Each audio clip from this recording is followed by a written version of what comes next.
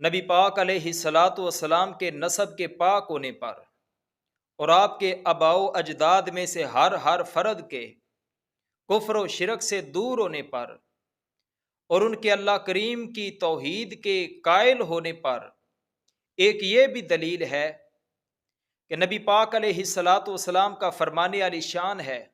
امام ابو نعیم نے دلائل النبوہ میں لکھا ہے، اللہ کے نبی علیہ السلام نے ارشاد فرمایا، لم یزل اللہ ینقلنی من اصلاب طیبۃ الی ارحام طاہرۃ۔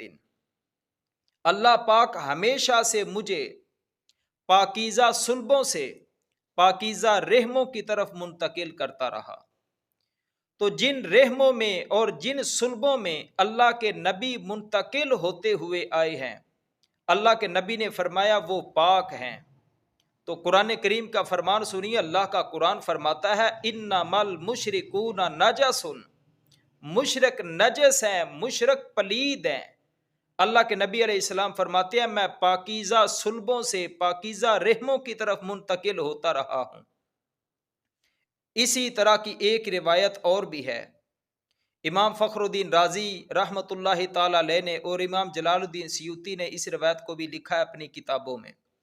اللہ کے نبی علیہ السلام فرماتے ہیں لم ازل انقل من اصلاب الطاہرین الی ارحام الطاہرات، میں ہمیشہ سے پاکیزہ صلبوں سے پاکیزہ رحموں کی طرف منتقل ہوتا رہا ہوں۔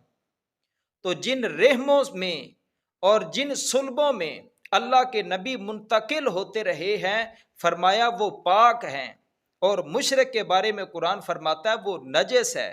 تو اس سے یہ پتہ چلتا ہے کہ نبی پاک علیہ السلام کے سلسلہ نسب میں آپ کے آباء و اجداد میں ہر فرد پاک ہے، ایمان والا ہے، کفر و شرک سے دور ہے۔